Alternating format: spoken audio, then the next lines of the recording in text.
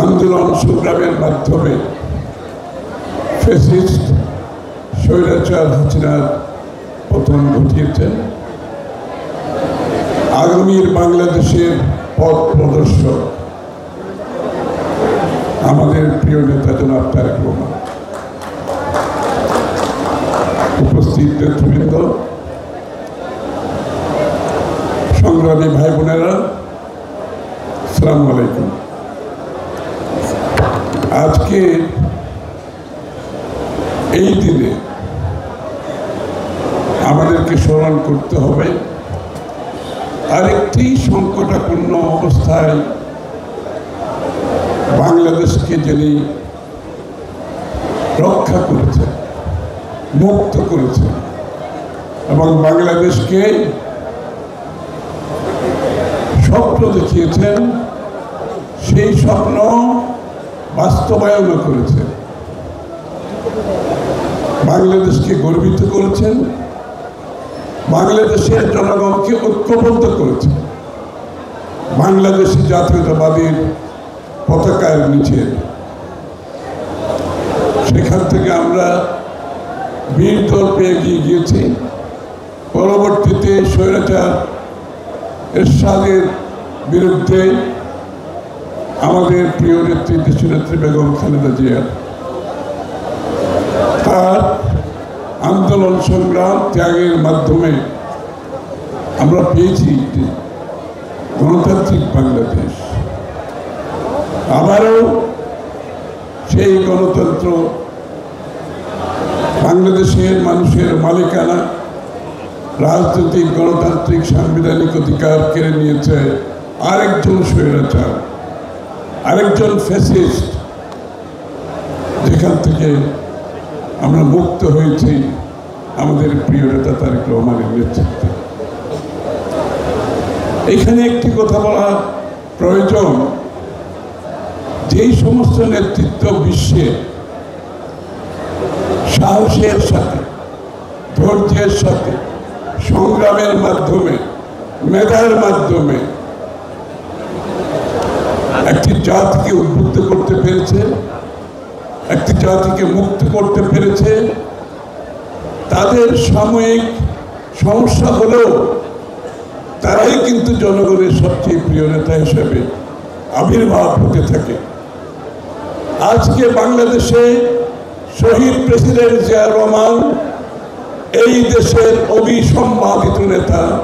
প্রত্যেকটা মানুষ আজকে সেটা স্বীকার করতে তাদের বিন্দুমাত্র দ্বিধা হচ্ছে না।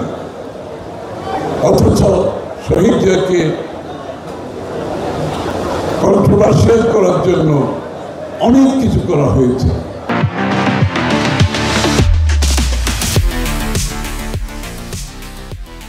দিনের শেষে শহীদ জিয়া সবার উপরে আজকে। পরবর্তীতে দেশনেত্রী বেগম খালেদা জিয়ার ত্যাগ, আত্মত্যাগ, আন্দোলন, সাহস, মেধার মাধ্যমে স্বৈরাচার পতনের পরে বেগম খালেদা জিয়াকেও কলঙ্কিত করার জন্য অনেক কিছু করা হয়েছে, অনেক কিছু বলা হয়েছে। আজকে বাংলাদেশের সবচেয়ে প্রিয় নেত্রী হচ্ছে বেগম খালেদা জিয়া। জনাব তারেক রহমানকে রাজনীতির বাইরে রাখার জন্য অনেক ষড়যন্ত্র হয়েছে, অনেক বাধা বিপত্তি এসেছে। তার নামকে কলঙ্কিত করার জন্য অনেক অসত্য কথা রাজনীতির বাজারে এনেছিল। কিন্তু জনাব তারেক রহমানের যিনি জাতীয়তাবাদী চিন্তা চেতনায় সমস্ত রাজনৈতিক দলকে, প্রায় সমস্ত রাজনৈতিক দলকে তার নেতৃত্বে স্বৈরাচারের পতনের জন্য ঐক্যবদ্ধভাবে আন্দোলন সংগ্রামের মাধ্যমে পতনের পরে আজকে বাংলাদেশের বর্তমানে সবচেয়ে জনপ্রিয় নেতা জনাব তারেক রহমান। এবং উনি যে স্বপ্ন দেখাচ্ছেন, জিয়া রহমান সাহেব যে স্বপ্ন দেখিয়েছিলেন, বাস্তবায়ন করেছিলেন, আমাদের নেত্রী বেগম খালেদা জিয়া যেটা করেছেন, আজকে জনাব তারেক রহমান সাহেব যে স্বপ্ন দেখাচ্ছেন বাংলাদেশের মানুষকে, যে রাজনীতিতে, রাজনৈতিক সংস্কৃতিতে পরিবর্তন আনার যে তার যে উদ্যোগ, রাজনৈতিক আচার ব্যবহারে সংস্কৃতিতে যে পরিবর্তনের সূচনা করেছেন জনাব তারেক রহমান, যে নূতন বাংলাদেশের স্বপ্ন দেখাচ্ছেন জনাব তারেক রহমান, আজকে বাংলাদেশের মানুষ সেটা গ্রহণ করতে শুরু করছে, সেটা অনুধাবন করতে শুরু করছে এবং তার সাথী হওয়ার জন্য আমাদের সাথে হাজারো লক্ষ মানুষ আজকে যোগ দিচ্ছে, সর্বস্তরের মানুষ। শুধু মানে রাজনৈতিক ব্যক্তিত্ব, নেতা কর্মী না, সমাজের সর্বস্তরের মানুষ আজকে জনাব তারেক রহমানের নেতৃত্বে আগামী বাংলাদেশের স্বপ্ন দেখছেন। বন্ধুগণ, তাহলে আমাদের কি করতে হবে? তারেক রহমানের সেই স্বপ্ন বাস্তবায়ন করতে হলে, সেই রাজনৈতিক সংস্কৃতি পরিবর্তন করতে হলে আমাদেরকে তো একসাথে কাজ করতে হবে, তাই না? আমাদেরকে সচেতনভাবে সেই পথে চলতে হবে, আর কোনো পথে চলার কোনো সুযোগ নাই এখানে।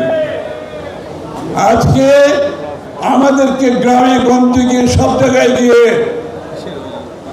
জনাব তারেক রহমান যে খাল কাটার কথা বলেছেন, সবাই যেতে হবে সমস্ত বাংলাদেশে, খাল কাটতে হবে।